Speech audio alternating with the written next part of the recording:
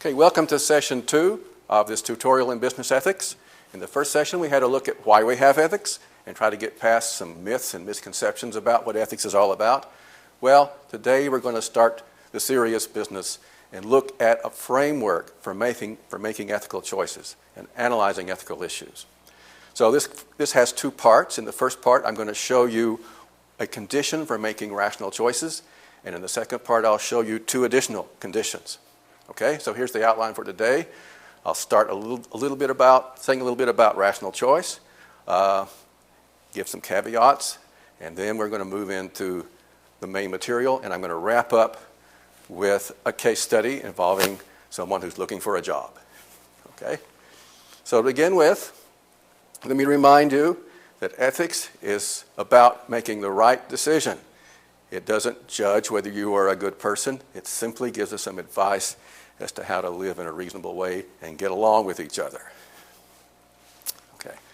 I'm going to make a case that neglecting the interests of others is illogical and irrational. Not because it'll necessarily hurt us in the long run. It may. But it's something inherently illogical about not caring about others. This may seem hard to believe, but let's see why it's true. I'm going to present to you three conditions that an ethical choice and a rational choice must satisfy to make sense. Have a consistent rationale, be consistent with your goals, and be consistent with who you are. Now, I want to emphasize that this isn't going to mean much to you until we actually start applying them. It's like a physics course, right? You can stare at equations like this. These are Maxwell's equations. And even if you know mathematics, they're not going to mean much to you until you start working the problems. That's because, remember, if you take a physics course or a chemistry course, you spend most of your time working the problems. This is where you learn what the stuff is all about and what it means. It's the same in ethics. Now, something else I have to tell you. There's no quick answer. You can't push a button and get the right ethical answer. And you can't do this in any field. Okay? Now, we have this strange schizophrenic approach to ethics. Either we say, well, there's no right or wrong, it's a matter of opinion, it's a matter of personal values, or if it's not that way, we want an instant answer. You don't have either. There is right or wrong. Okay? It is possible to approach issues objectively. But on the other hand, you've got to work at it. Okay? It takes time, it takes experience, it takes practice, it takes training, like in every other field. Okay? Now, of course, there are controversial issues in ethics. People often disagree. People disagree in every field. Okay? Even the experts disagree everywhere. That doesn't mean that there's no right or wrong. It just means it's hard. Ethics is hard. It's harder than mathematics. I know because I do mathematics too. Mathematics is hard. Ethics is harder because it deals with a broader issue, a broader slice of life. Okay? You just got to be patient with yourself. It takes time to learn this stuff and get good at it. Okay. Now, some of you may have taken an ethics course at some point or a philosophy course. My advice is to forget everything you heard in that course, at least for now. Why? Because sometimes you hear stuff that's not even true. For example, you're going to hear some ethical ideas in a few minutes that sound like Kantian ethics. Okay? Now, people have this notion that Kant was a very strict guy who said you should never tell a lie for any reason. You often hear that in ethics courses. Well, that doesn't actually follow from Kantian ethics. It's not true of his theory. But even so, what I'm doing here is not Kantian ethics, even though it's inspired by it. Anymore, if you go to physics class, you're not doing Copernicus, right, in physics. Copernicus was a very important guy, historically. We owe much to him, but we expect physics class to go beyond Copernicus or Newton or Kepler. Well, ethics class goes beyond Kant and Aristotle, even though they were very influential historically. Okay? So don't tie me down to what you heard about what Kant says in his book. Okay? Now, very often you take an ethics course and they'll present you frameworks, a choice of frameworks for making a decision. And usually they're deontological, consequential, and virtue ethics. Okay? Well, you're going to hear something like that in a few minutes too, from me. But what I'm not doing here is to present you 3 different frameworks for you to choose from, like a cafeteria menu, okay? Because that's just not satisfying, right? You can pick the one you like. I mean, I wouldn't be satisfied by that, and I hope you aren't. So these are not 3 different frameworks. These are 3 different kinds of tests you have to apply to a choice to make sure the choice is logical. You've got to pass all 3 tests. So I'm presenting to you 1 framework. Otherwise, it's just not much good. Okay. This is the first condition for making a reasonable choice. And I'm going to begin with a premise. When we act, when we do something, we do it for a reason. There's a reason behind our actions. It may not be a good reason, but there's got to be a reason. That's what makes it an action. Okay? And there's a corollary. If that reason justifies an action for me, then it justifies the same action for anyone to whom the reasons apply. Otherwise, they're not reasons. Let me explain what I mean by that. Suppose that I walk into a department store and I see this display of watches. Okay? And I'm looking at my old watch, which loses time, I have to tell you. I don't really know what time it is. And these watches are sitting out there. They're not under glass. They're not protected. There's no alarm. There's no security guard standing around. So I decide, I'd like to have one of those watches. So I just sort of walk by and put one in my pocket. Okay? Now, why did I do that? Because I'd like to have a new watch. Okay, if that's a good reason for me to take a watch, then it's a good reason for anyone who wants a new watch to take one, right? I'm deciding that anyone who wants a new watch should take it because that's my reason. It was good enough for me, so it's a reason for take the watch. Now, you might object that some people might be reluctant to take a watch because they might get caught. Okay. Well, actually, one of my reasons is that I'm not going to get caught. I actually have 2 reasons. I'd like to have a new watch, and I'm looking around. There's no security cameras. There's no security guards. There's no alarm at the door. So I have 2 reasons. Then I'm saying that anyone who walks into a department store would like to have a new watch and can take one without getting caught should do so. If either these are reasons or they're not. If they're reasons for doing it, then they're reasons for anyone to whom they apply. Okay, so far so good. So these are my 2 reasons. I want the watch, and I don't think I'll get caught. All right. So what I am deciding for anyone who walks into the store that if those 2 reasons apply, take the watch. I'm making that decision for everyone. Otherwise, they're not really my reasons. Now, suppose everyone, in fact, does what I recommend. Everyone who wants a new watch and can get away with taking one of these does so. So people are walking in the door of Macy's department store, and they're taking watches. So what's going to happen? Well, they're going to put them under glass.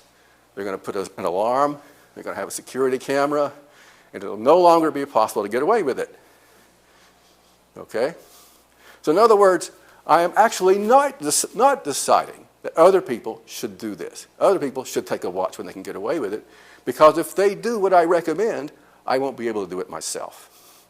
My reason will no longer apply. I'll no longer be able to get away with taking the watch. So I'm saying, yes, this is a good reason to take the watch. You want it, you can get away with it. But I'm also saying, no, it's not a good reason either. I don't want other people following these reasons, because if they did, they wouldn't apply anymore. It wouldn't even apply to me. That's inconsistent. Make up your mind.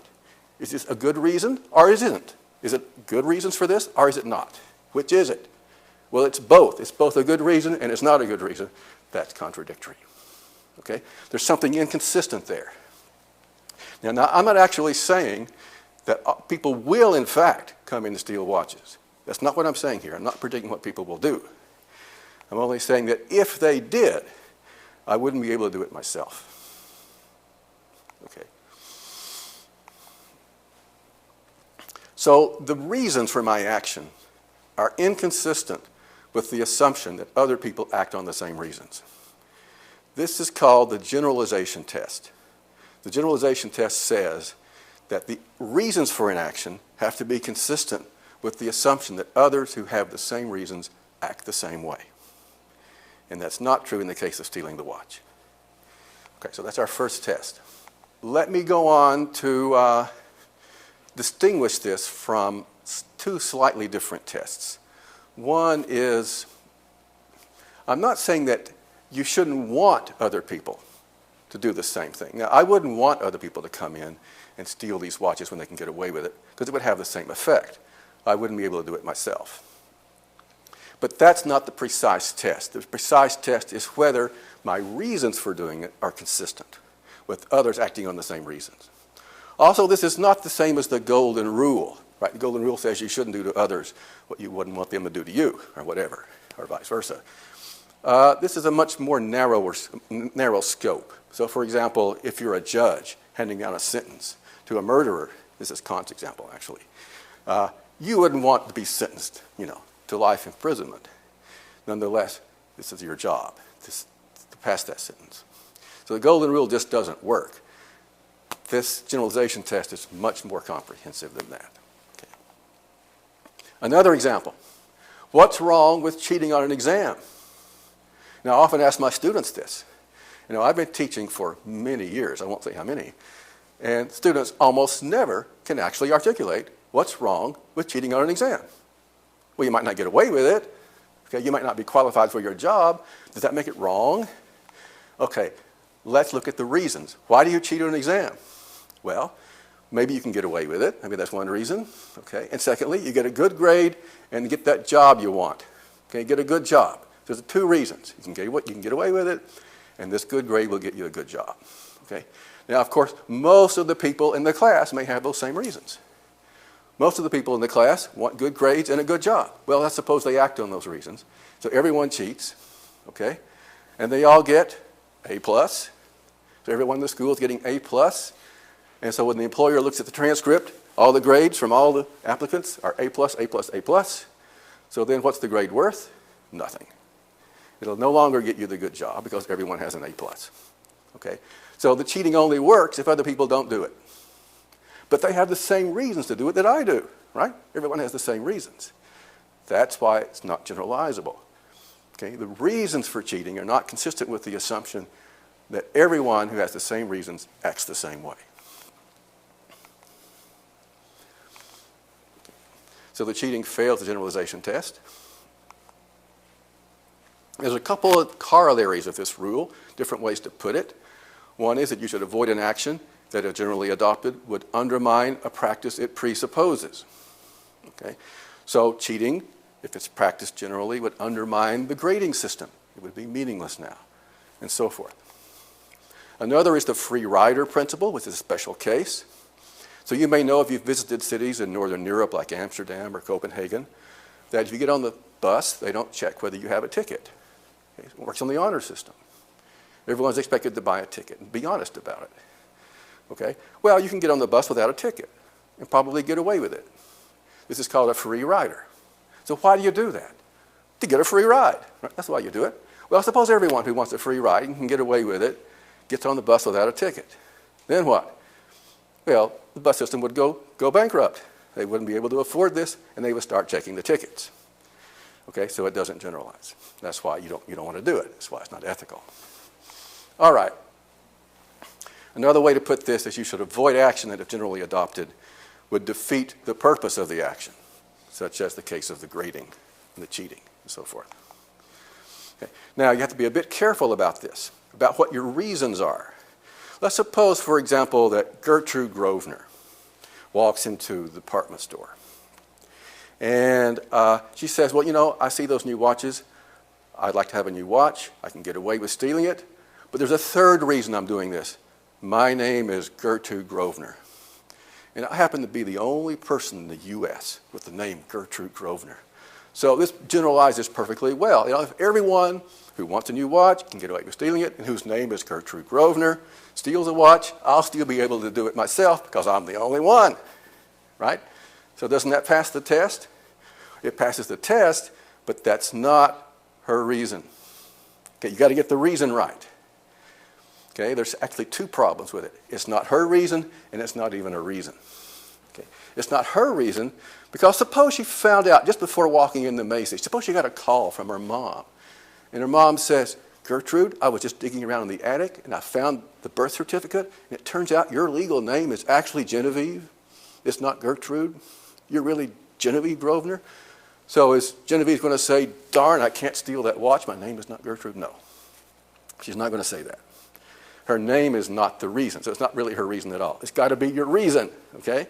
In fact, it's got to be a reason. You know, your name really has nothing to do with whether you're going to steal something, at least in most cases, okay? So it's got to be a rationale that has something to do with the action, okay? And then you apply the test to those reasons.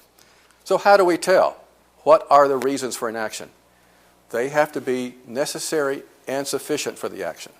That's the criterion. So, for example, in the case of Gertrude, her name was not necessary for her stealing the watch. It really wasn't relevant. On the other hand, we have to put in all the sufficient reasons. The fact that she wants the watch and can get away with stealing it.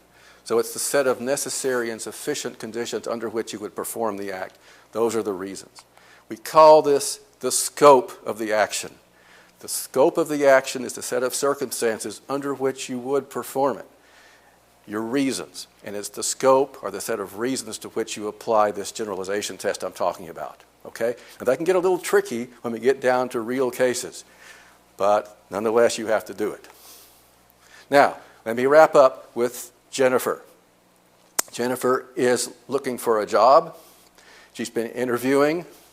And she learns about this attractive opening in New York City at Glamour Finance. It's just the right job for her.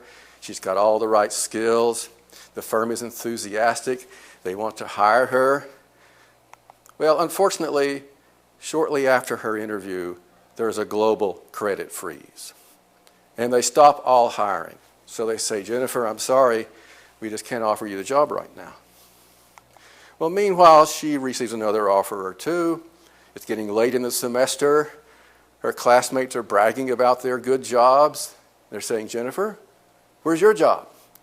Meanwhile, her parents are calling her up and say, Jennifer, do you know how much tuition cost we had to pay to send you to that school? We want to see a job. So the pressure is building. So finally, she gives in and takes a job at a consulting firm in Cleveland. All right. Well, a few weeks later, she gets a phone call from this bank in New York City. And they say, Jennifer, guess what? We got this great taxpayer-funded bailout.